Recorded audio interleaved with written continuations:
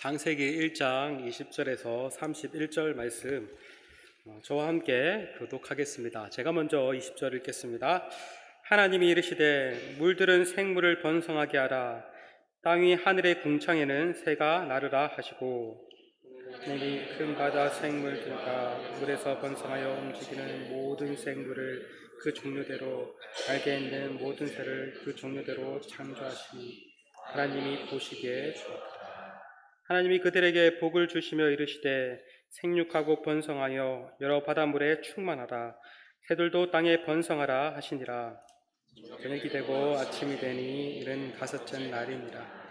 하나님이 이르시되 땅은 생물을 그 종류대로 내되 가축과 기른 것과 땅의 짐승을 종류대로 내라 하시니 그대로 되니라. 하나님이 땅의 짐승을 그 종류대로 가축을 그 종류대로 땅에 기는 모든 것을 그 종류대로 만드시니 하나님이 보시기에 좋더라. 하나님이 이르시되 우리의 형상을 따라 우리의 모양대로 우리가 사람을 만들고 그들로 바다의 물고기와 하늘의 새와 가축과 온 땅에 기는 모든 것을 다스리게 하자 하시고 하나님의 형상대로 사람을 창조하시되 남자와 여자로 창조하시고 하나님이 그들에게 복을 주시며 하나님이 그들에게 이르시되 생육하고 번성하여 땅에 충만하라. 땅을 정복하라. 바다의 물고기와 하늘의 새와 땅에 움직이는 모든 생물을 다스리라 하시니라. 하나님이 이르시되 내가 온 지면에 씨 맺는 모든 채소와 씨 가진 열매 맺는 모든 나무를 너에게 주노니 너희의 먹을거리가 되리라.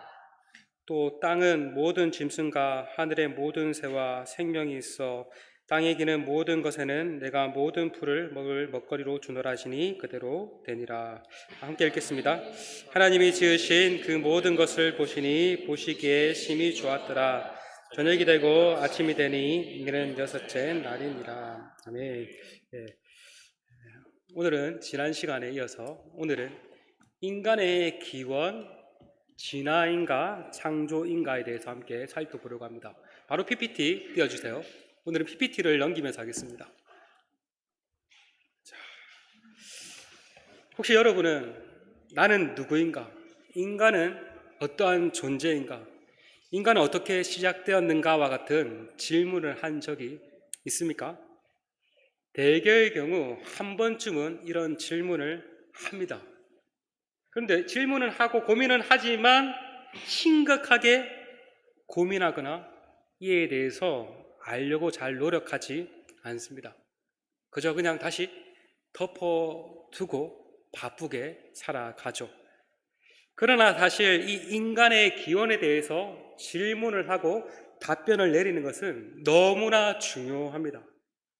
왜냐하면 인간에 대한 이해에 따라서 삶의 목적과 의미, 방향이 완전히 달라지기 때문입니다. 인간의 기원을 설명하는 이론 중에 진화론이라는 게 있습니다. 빅뱅 이론과 마찬가지로 진화론, 여러분 많이 들어봤죠? 아마 익숙할 거예요.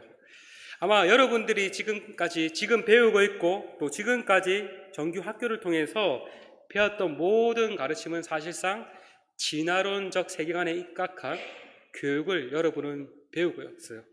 배우고 있고 배워왔어요.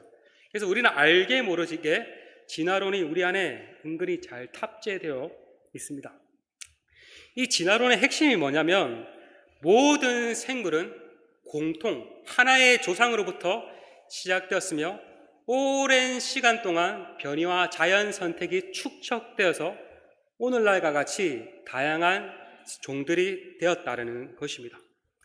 이 진화론을 누가 체계화했죠? 누가 체계화했나요? 아는 사람? 누가 체계했죠? 예? 예, 찰스 다윈입니다. 영국 사람이죠. 예. 이 다윈은요, 금수저 집안에서 태어났습니다.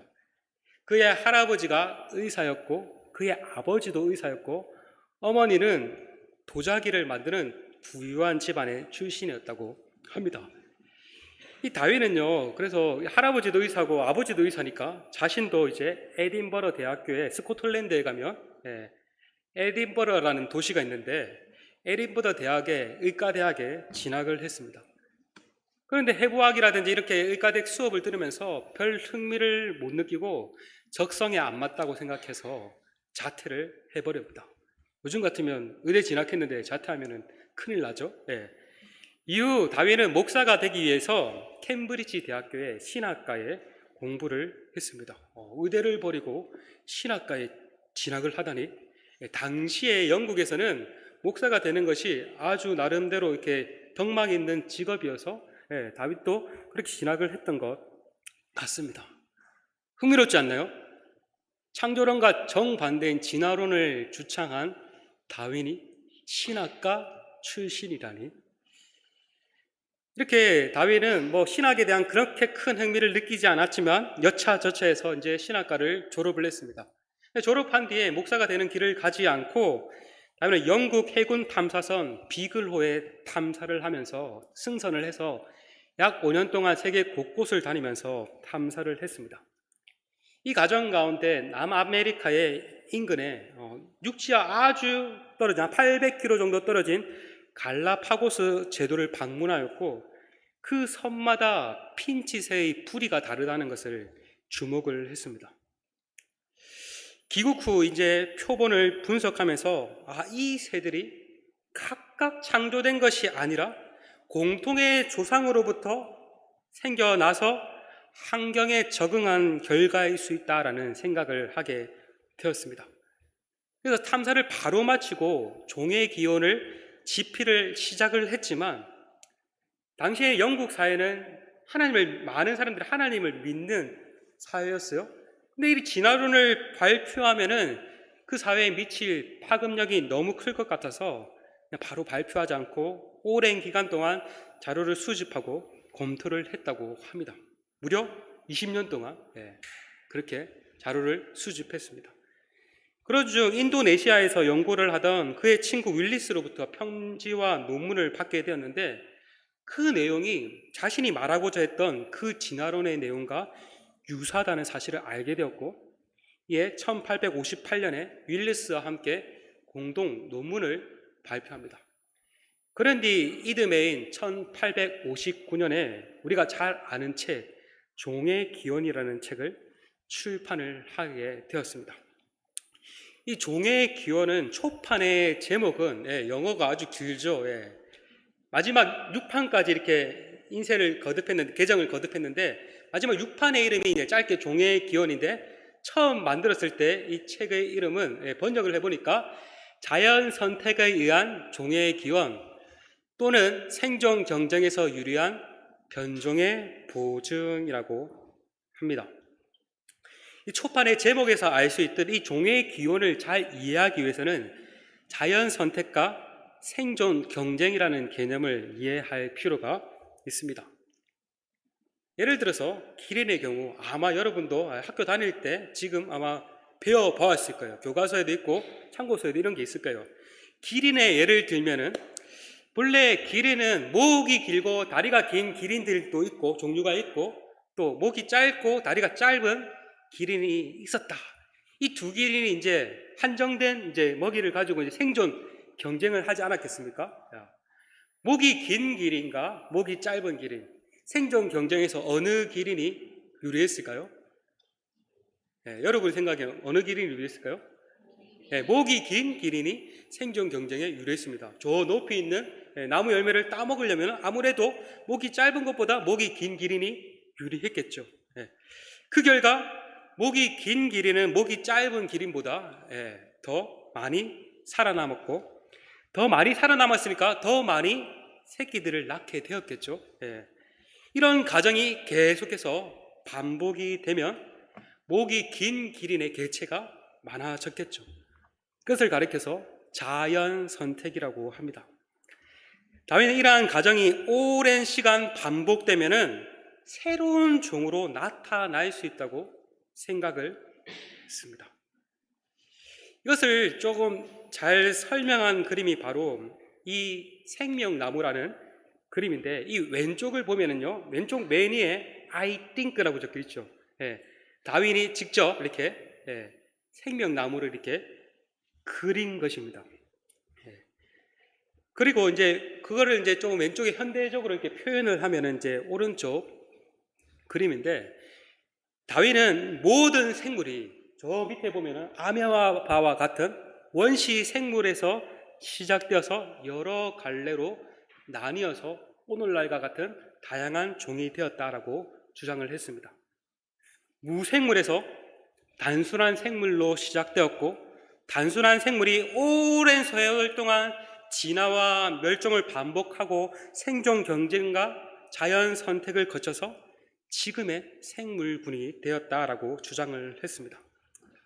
그렇다면 여러분, 퀴즈. 진화론에 따르면 사람이나 개나 도마뱀이나 심지어 개나리와 같은 식물류나 곰팡이류와 같은 미생물조차 한 조상에서 나온 걸까요? 아닐까요? 진화론에 따르면 이 모든 것이 사실 한 조상에게서 나온 것이 됩니다. 우리는 진화론 하면은 원숭이가 사람이 되었다라고 생각을 하는데, 그것이 아닙니다. 다윗이 말하는 것이 그것이 아닙니다. 원숭이든 사람이든 한 공통의 조상에서 나왔다는 거예요. 한 공통의 조상에서 나와서 원숭이가 되고 이제 사람이 되고 이렇게 진화되었다고 주장을 하는 것입니다. 그런데 문제는 이 자연 상태에서 한 종류의 생명체가 다른 종류로 진화한다는 것은 그 과정이 어디에도 관찰된 적이 없다는 사실입니다. 진화론자들은 공룡과 같은 파충류에서 조류로 진화하는 중간 단계에서 그 하석으로 시조새라는 것이 있다고 주장을 합니다. 이게 시조새 하석입니다. 요즘에도 과학 교과서에 시조새 하석이 있습니까? 있나요? 과학 교과서에 있나요? 한번 손 들어주세요. 있어요? 제가 다닐 때도 이제 과학 교과서에 시조새 하석이 있었던 것 같은데, 그런데 이 시조새는 단지 새라는 것이 국제 시조새 학술 회의에서 공인이 되었다고 합니다. 그래서 이렇게 공인이 되었으니까 우리나라의 창조 과학자들이 이제 교과서에서 빼라고 했는데, 그래서 뺄 뻔했어요. 뺄 뻔했는데 또 진화론자들이 어떻게 빼냐 하면서 이렇게 또 하자 결국은 빼지 못했다고 합니다. 진화론자는 이것들 외에도 다른 하석을 가지고, 다음 주에 제가 하석을 보여줄 거예요. 하석을 한번 가져올게요. 하석을 가지고 이것이 중간 단계의 하석이라고 주장을 하지만, 사실 한 종류에서 다른 종류의 생명체로 진화되는 과정을 보여주는 중간 단계 하석은 발견된 적이 없습니다. 중간 단계 하석이 없다는 것은 다윈에게 있어서도 해결할 수 없는 고민거리였습니다. 그래서 다윈은 종의 기원에서 다음과 같이 말했다고 합니다. 그렇다면 왜 모든 지질 형성층과 지층마다 이러한 중간고리 하석으로 가득 차 있지 않은가? 지락은 확실히 진화의 미세한 단계들을 보여주는 유기적 사슬을 드러내지 않고 있으며, 이것은 아마도 내 이론에서 제기될 수 있는 가장 명백하고도 심각한 반론일 것이다. 다윈이 말했듯이 다른 종으로 계속해서 진화가 된다면 중간 단계의 하석이 엄청나게 많이 발견이 되어야 했을 겁니다. 그러나 그것이 발견되지 않았고, 다윗도 이것이 자신의 그 진화론의 큰 반론이 된다라고 말을 합니다. 이처럼 진화론은 하나의 공통의 조상에서 다양한 종으로 분화되었다라고 주장을 합니다. 그러나 우리가 믿고 있고 우리가 따르고 있는 하나님의 말씀인 이 성경은 무엇이라고 말합니까? 하나님께서 각각 그 종류대로 만드셨다라고 말을 합니다. 여러분, 이 두 그림이 비슷한 것 같지만 엄청난 차이가 있는 그림인 거 이해되시나요? 진화론은 공통 조상으로부터 많은 이렇게 생물군들이 이제 진화와 멸종을 거쳐서 이렇게 생겨났다라고 하지만, 성경은 하나님께서 사람은 사람대로, 공룡은 공룡대로, 원숭이는 원숭이대로, 식물은 식물대로 각각 그 종류대로 만드셨다라고 말을 합니다. 그렇다면 성경은 이 식물과 생물, 그리고 인간에 대해서 어떻게 말을 하는가 한번 성경을 한번 살펴볼까요?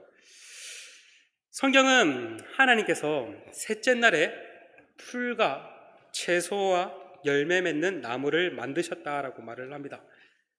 셋째 날에 하나님께서 궁창 아래의 물이 한 곳으로 모여라 라고 하니까, 궁창 하늘 아래에 있는 물이 한 곳으로 모여라니까 물끼리 모였겠죠.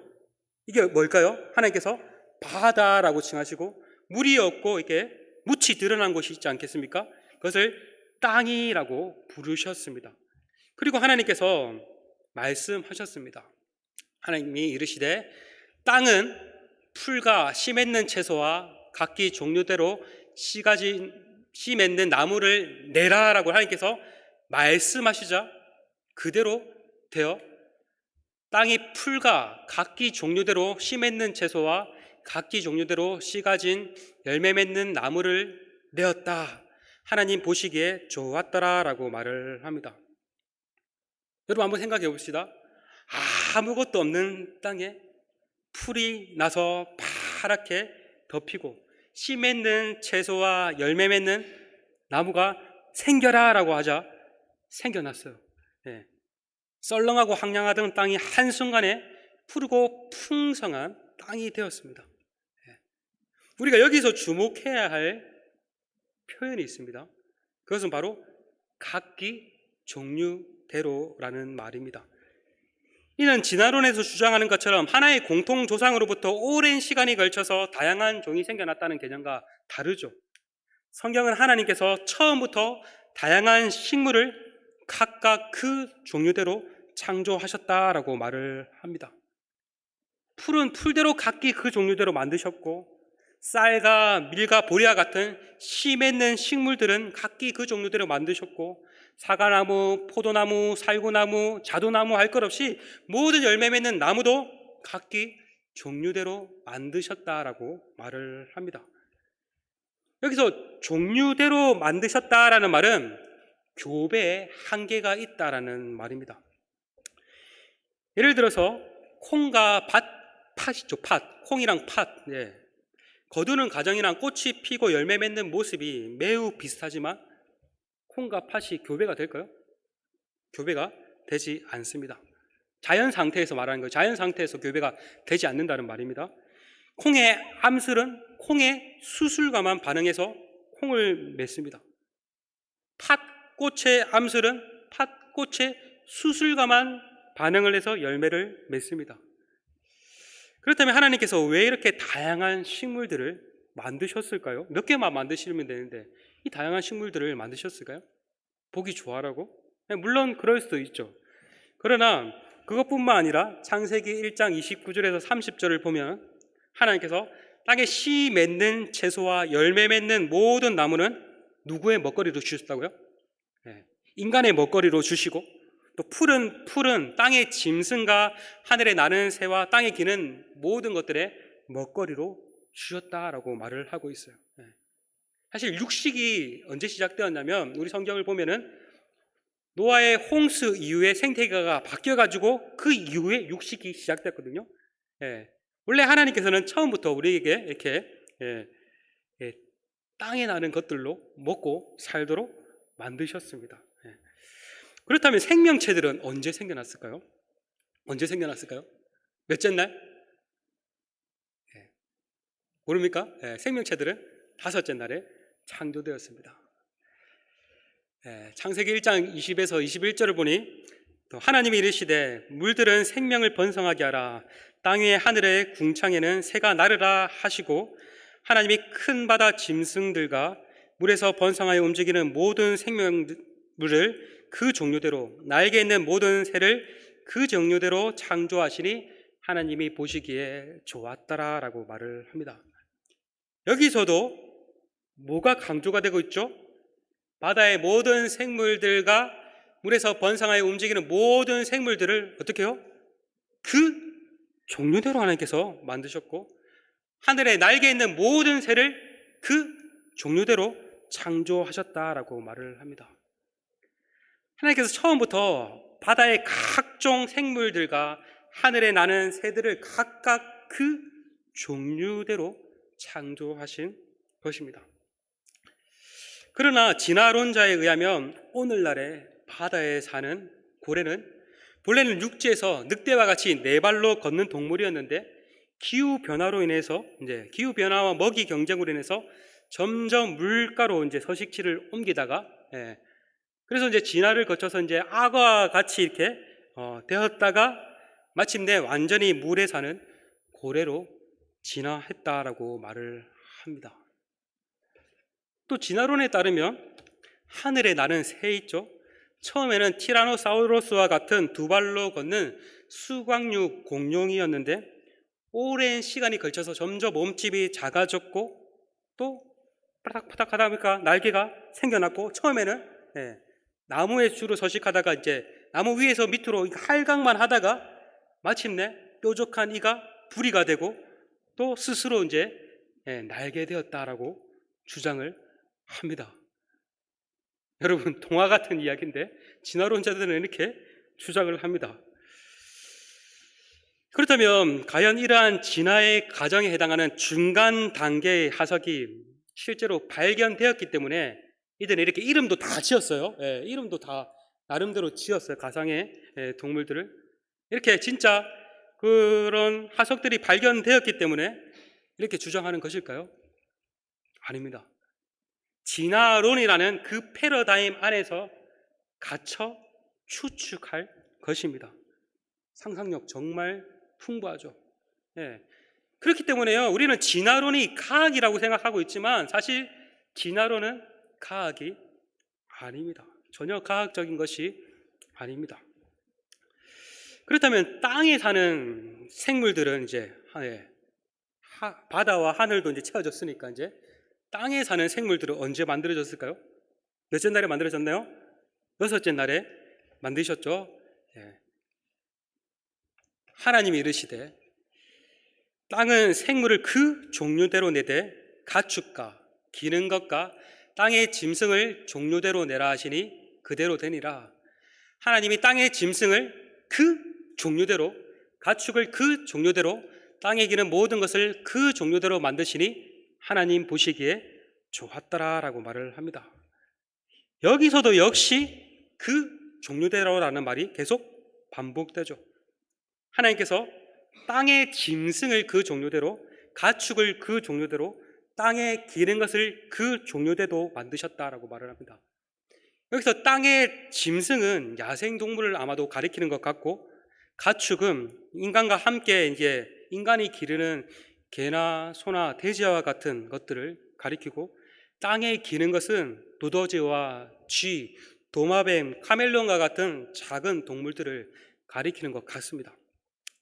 진화론에 따르면 이 가축은 어떻습니까? 본래는 사나운 야생 동물이었는데 시간이 점점 지나서 사람들에게 길들여져서 순한 가축이 되었다라고 주장을 하는데, 성경은 본래 하나님께서 사람과 함께 살 가축, 사람을 도울 가축을 만드셨다라고 말을 하고 있죠. 야생동물은 야생동물대로, 가축은 가축대로 하나님께서 만드신 겁니다. 여러분, 어때요? 이 성경의 가르침이 놀랍지 않습니까?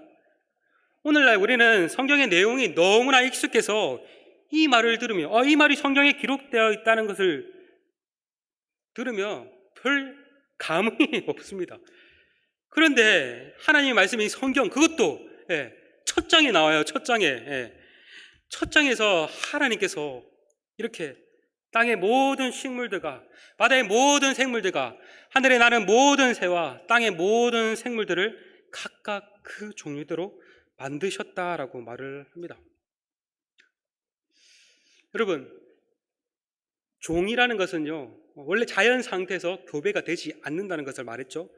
각 생명체들은요, 각기 자신의 종류를 다 압니다. 하나님께서 그걸 딱 심어주셨어요. 벌이 수많은 식물들의 꽃가루를 암술에 가져오지만 암술과 같은 식물 수술에만 반응을 해서 씨앗을 맺죠. 맞죠? 놀랍죠? 물고기도 물속에서 알을 낳고 정액을 뿌리지만 오직 같은 종류의 알의 정자만 반응을 해서 같은 종류의 물고기가 태어납니다. 새들도 육상 생물도 마찬가지입니다. 이처럼 하나님은 놀라운 질서를 부여하셨고 지금도 그 질서가 유지가 되고 있습니다. 만약 그 질서가 유지가 되고 있지 않는다면은 진짜 이상하겠죠, 맞죠? 이 세상 맞죠? 개하고 막 고양이가 막 이렇게 막 교배를 하거나 이게 너무 이상하겠죠. 근데 하나님께서 이런 종류대로 만드셨고 그 종류가 계속해서 유지가 되도록 이렇게 놀라운 질서를 부여하셨습니다. 현대 생물학에서는 지구상의 다양한 생물들의 개체를 분류하기 위해서 종, 속, 목, 가, 목, 강군계라는 이 단어를 사용을 하는데요. 이 성경에서 말하는 종류라는 것은요, 맨 밑에 있는 종보다 더 큰 가, 영어로 family라고 하는데 이 가의 단계에 해당됩니다. 예를 들어서 cat family, 고양이 가에 사자, 호랑이, 표범, 치타, 고양이가 포함되어 있습니다. 이렇게 하나님께서는 각각 종류대로 만드셨습니다. 그럼 마지막으로 사람은 언제 창조되었는가? 사람도 역시 여섯째 날에 이제 다른 동물을 다 만드신 뒤에 하나님께서 마지막으로 사람을 만드셨습니다. 하나님의 사람 창조는 독특합니다. 아까 다른 동물들은, 식물들은 각각 종류대로 만드셨다고 했는데 사람은 각각 종류대로 만드셨다고 말하고 있지 않습니다. 하나님께서 흑인, 백인, 항인 이렇게 각각 종류대로 만드신 것이 아니라 사람은 한 혈통이었어요. 그래서 하나님이 자기 형상, 곧 하나님의 형상대로 사람을 창조하셨다라고 말합니다. 사람에게는 하나님의 형상대로라는 말이 붙어 있죠. 하나님은 다른 생물과 같이 각각 그 종류대로 만들었다고 말하고 있지 않습니다. 그저 하나님의 형상대로 남자와 여자로 만드셨다라고 말을 합니다. 그래서 모든 인간은 사실 한 혈통입니다. 인종과 상관없이 결혼을 해서 자녀를 낳을 수 있습니까? 없습니까? 흑인과 황인이 결혼해서 자녀 낳을 수 있어요? 없어요? 낳을 수 있어요. 상관없어요. 같은 족속이기 때문에. 그러므로 우리 민족은 우월한 민족이고 다른 민족은 덜 떨어진 민족, 미개한 민족이다 이렇게 말해서도 안 됩니다. 다른 생물과 사람의 가장 큰 차이는 사람은 하나님의 형상이라는 것입니다. 앞서 살펴보았지만 다른 생물들은 하나님의 형상대로 창조되었다고 표현되지 않습니다. 오직 사람에게만 하나님의 형상대로 만드셨다라고 말을 합니다. 이 하나님의 형상이다라는 말의 뜻은 이전에도 제가 여러 번 말했던 것 같아요. 많은 의미를 담고 있지만 하나님과 같이 인격적인 존재로 만드셨다는 거예요. 인격적인 존재라는 것은 지, 정, 의를 가지고 있는 존재를 뜻합니다. 하나님께서도 지식, 생각하시고 감정을 품으시고 행동하시듯이 마찬가지로 인간 또한 지, 정, 의를 가진 존재입니다. 하나님이 인격적인 존재이듯이 우리도 인격적인 존재로 만드셨으니까 하나님과 우리는 인격적인 교제가 가능을 합니다. 그러나 다른 생물들은 그렇지 않습니다. 혹시 여러분 동물들이 나름 신호를 해가지고 자기들끼리 이렇게 의사소통은 나름대로 하지만 언어를 가지고 이렇게 의사소통했다라는 거 한번 들어보셨어요? 동물들이 이제 문자를 만들어서 책을 만들어야겠다 그런 말 들어보셨어요? 동물들이 하나님을 예배했다라는 말 들어보셨어요? 그럴 수가 없습니다. 이거는 시대가 한참 흘른다 해서 그럴 수도 없습니다. 왜냐? 그들은 하나님의 형상이 아니기 때문입니다. 그러나 오직 인간만이 하나님의 형상으로 만들었기 때문에 이렇게 또 우리는 지식과 또 지혜를 계속해서 발전해 나갈 수 있고 하나님을 예배할 수 있는 것입니다. 그런데요, 안타깝게도요, 이렇게 성경은 이렇게 말을 하지만 여러분의 배웠고 배우고 있는 교과서에서는 진화론적 가르침이 심겨져 있다는 사실입니다. 여러분, 교과서에 나온다고 해서 다 진실은 아닌 거 아시죠? 다 틀렸다는 말이 아니에요. 그러나 모든 것이 다 진실은 아닐 수 있습니다. 제가 이렇게 인터넷에 딱 서치하니까 교과서 PDF를 구할 수 있더라고요. 모 출판사예요. 모 출판사 공통각, 고등학교 공통각 2에 보니까 이가 지질시대와 생물의 다양성에서 진화론에 대한 내용이 나왔습니다. 우주의 시작은 138억 년 전에 시작했다고 했죠, 지난주에. 그 뒤 한참 지나서 이제 지구가 40년 전에 이제 지구에서 최초의 생물이 탄생한 이래 생물은 여러 환경에 적응하며 다양하게 변화하였다. 자, 보세요. 여기 생물이 여러 세대에 걸쳐 환경에 적응하면서 이전과는 다른 생물로 변화하는 것을 진화라고 한다. 제가 옆에 있는 걸 이제 옮겨놓은 거예요. 옆에 그 안 보이니까. 줄여서 점점점. 다윗은 이처럼 여러 생물의 자료를 수집하고 연구하며 최초의 조상 생물이, 하나의 생물이 다양한 환경으로 퍼지고 적용하는 과정에서 자연 선택이 누적되어 조상의 생물과는 다른 새로운 생물 종이 나타난다는 자연 선택설을 제시하였다라고 이렇게 교과서에 이렇게 진화론에 대해서 말을 하고 있습니다. 얘도 뭐 자료가 많은데 제가 그냥 대표적으로 이걸 따왔어요. 그리고 중학교 역사 1교과서에 또 일가 지구의 탄생과 인간의 등장에서 이렇게 말을 합니다. 약 46억 년 전에 지구가 탄생했다. 거대한 용암 덩어리였던 지구가 서서히 식어가며 육지와 바다가 만들어졌다. 이후 여러 가지 변화가 일어나 생명체가 등장했고 단세포 생명체는 점점 복잡한 다세포 생물로 진화했다. 이런 과정을 거쳐 인류가 등장했다. 진화론적 가르침이 여기에도 녹아 있는 거예요. 또 이렇게 또 우리 그림 많이 봤죠. 이렇게 인간의 이제 인류는 오랜 진화 과정을 거쳐 등장했다. 허리를 펴고 두 발로 걷기 시작한 일부 영장류는 네 발로 걸을 때보다 멀리 보고 적은 힘으로 이동할 수 있었다. 이들은 자유로워진 두 손으로 도구를 만들고 불을 사용했다. 초기 인류는 아프리카에서 등장했다. 뼈 화석과 발자국 화석 등으로 그들의 존재를 확인할 수 있다.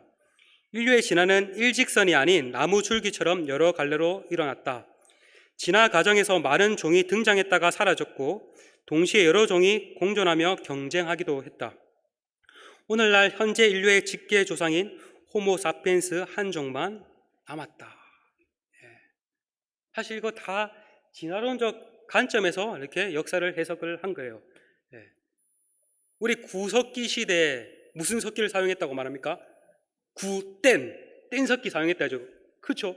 국립중앙박물관에 가면 이렇게 구석기에 사용한 뗀석기라고 말하고 있어요.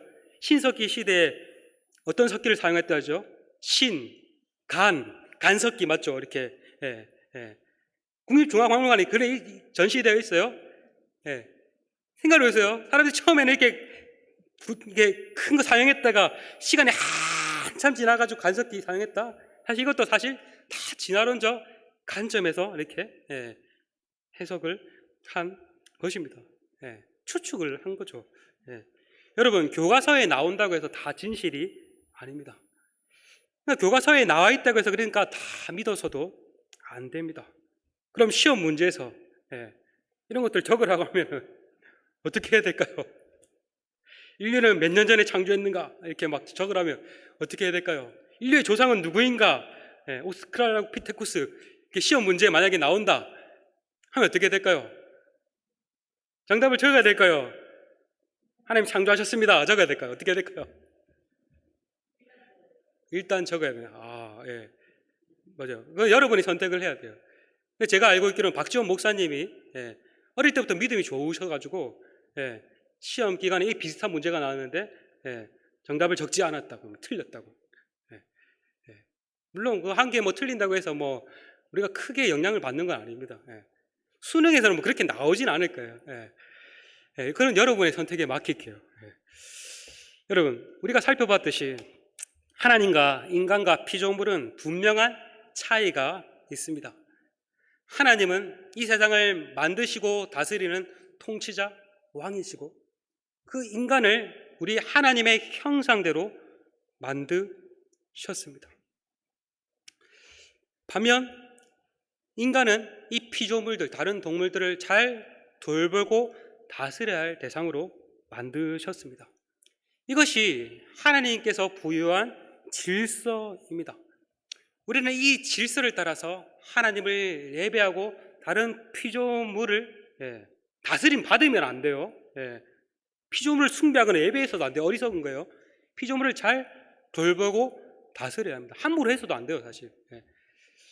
이게 하나님의 질서를 따라서 살아갈 때 가장 복된 삶을 살 수 있습니다.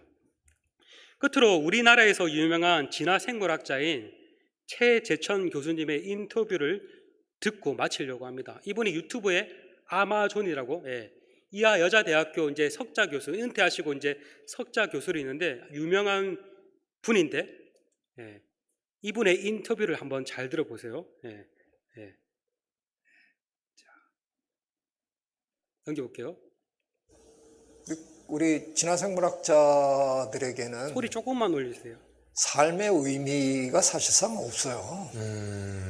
그게 무슨 의미가 있어요? 유전자의 활동으로 그냥 벌어지는 일이지, 뭐 어쩌다가 제가 여기 그냥 우리 부모님 덕에 그냥 태어났고 거대한 흐름에 그냥 휩쓸려서 뭐 그렇죠. 여기 앉아 있구나, 이게 뭐 이런 느낌이죠. 의미를 부여한다는 것 사실 자체가 사실은 참으로 의미 없는 일인데 그 몇십 년 동안 교회를 다니면서 느끼는 걸 보면 그분들은 너무너무 힘든 상황인데도 하느님을 붙들고 때로는 너무 행복해 보이는 그런 모습을 가끔 보면은 저건 뭐지? 그러니까 저는 그분을 알잖아요. 같은 교인이니까. 지금 얼마나 힘든 상황인 줄도 알고 집안에 지금 엄청난 일이 벌어져 있고 그런데 기도하시면서 환한 얼굴이 되고 이러는 걸 보면 저게 뭐지? 소양반 제정신인가? 이러면서도 그걸 과학자의 관점에서 일축해 버리는 거는 글쎄 그렇게 바람직한 태도는 아닐 것 같다는 생각이에요. 그분들의 세계에도 뭔가 그분들 나름대로의 체계가 있을 수 있는 거고, 그래서 존중하고 싶은 마음에 늘 이렇게 생각을 하고 이렇게 관찰하고 그러고 있습니다. 그분들은 너무 좋네요. 정말 목적 있는 삶을 살고 있거든요. 근데 거기서 되게 비교적 착한 사람으로 저는 지방까지 가는데요. 네, 제 아내가 지방에 있는 어떤 교회에서 봉사를 하기 때문에 네, 최근 10몇 년 동안에는 일요일 날마다 먼 지방까지 갔다 와야 되는 그 지방 그 교회에서는 매 일요일이 감동의 물결이래요. 제가 얼마나 바쁜 사람인지 그쵸. 다 알거든요. 근데 일요일 날마다 저 바쁜 양반이 와서 제일 앞자리에 가운데 이렇게 앉아서 앉아 있으니까 예, 하고 제 아내가 성가대 지휘자니까 그냥 지휘하다가 저 뒤까지 올 수 없으니까 앞자리에 앉거든요. 당신 여기 앉아 있어. 그러니까 저는 거기 앉아가지고 목사님 제일 앞에 앉아가지고 이렇게 이제 듣는데 저 사람이 어떻게 거의 한 번도 빠지지 않고 늘 오냐. 그게 이제 그분들한테는 감동인데 저는 저대로 그분들을 보면서 종종 감동을 받죠. 나라면 저럴까.